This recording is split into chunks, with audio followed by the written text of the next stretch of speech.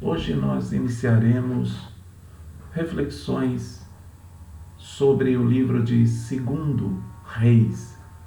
Esse livro registra o fim da vida de Elias na terra e a vida de seu sucessor Eliseu.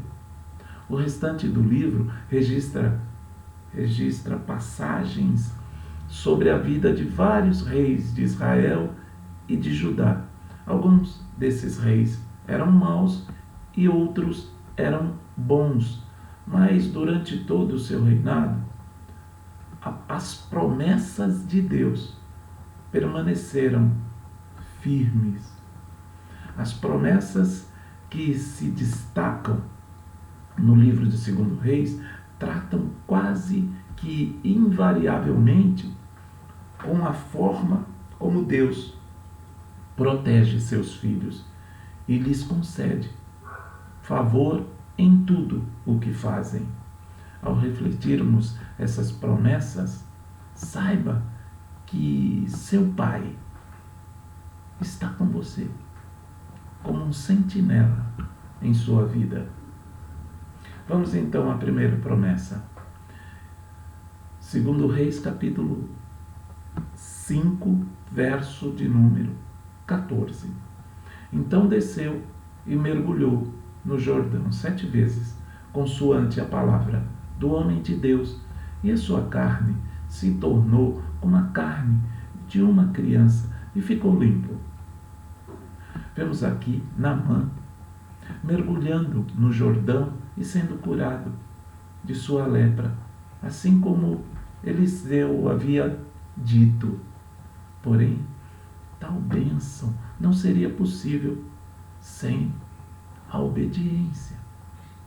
Atentemos por um instante na maneira como se deu o milagre e aprendamos como Deus opera a sua salvação em nós.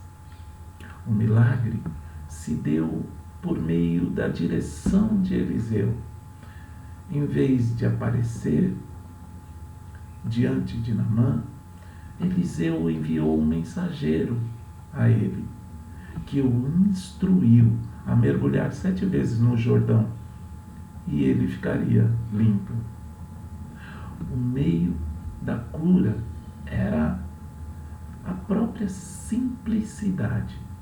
Nada poderia ser mais simples ou mais fácil do que mergulhar 7 vezes no Rio Jordão. Qualquer leproso ficaria feliz em obter a purificação mergulhando em um rio. O caminho de Deus para a salvação por Cristo também é simples. Não envolve peregrinações cansativas, nem obras enfadonhas, nem cerimônias prolongadas. É apenas crer no Senhor Jesus Cristo e será salvo, como afirma Atos 16:31. É importante que saibamos disso. Veja mais um ponto acerca desse milagre. Era um milagre simbólico. O Jordão era o rio sagrado de Israel. O mergulho era a forma levítica de purificação de um leproso. 7 era o número sagrado. A lepra, como tipo de pecado, foi adequadamente purificada, limpa por esses ritos purificadores. Aquilo que corresponde ao mergulho na esfera espiritual é a lavagem da regeneração e da renovação do Espírito Santo. Veja Tito, capítulo 3, verso 5. Outro ponto, que em sua própria simplicidade, esse milagre era adequado para humilhar o coração orgulhoso de Naamã. Isso humilhou a Naamã. Não lhe parecia uma coisa importante a fazer. Assim, muitos também se ofendem com a própria simplicidade do Evangelho. Parece tratá-los como crianças demais para pedir-lhes simplesmente que acreditem no Salvador crucificado e no Salvador ressurreto. sua capacidade intelectual, sua grandeza social, seu orgulho de caráter, são aqui insultados pela proposta de se anular aos pés da cruz.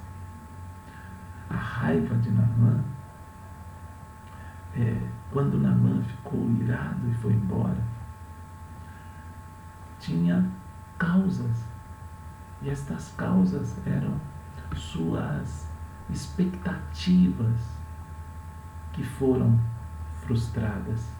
Ele pensava que o profeta demonstraria mais respeito a ele, teria empregado palavras e gestos impressionantes. Ele esperava que isso acontecesse e concedesse a ele mais vigor à cura, sabe?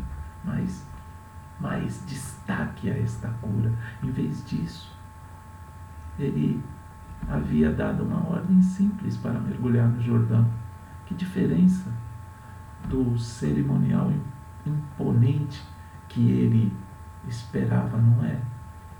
Os homens têm suas ideias pré-concebidas sobre religião, sobre salvação, sobre os métodos da cura espiritual, que se opõem aos caminhos de Deus. Eles dizem, como Naamã: eis que pensei, ele certamente fará isto, fará aquilo. Os judeus rejeitaram seu Messias porque ele era como raiz de uma terra seca, como diz Isaías 53, verso 2.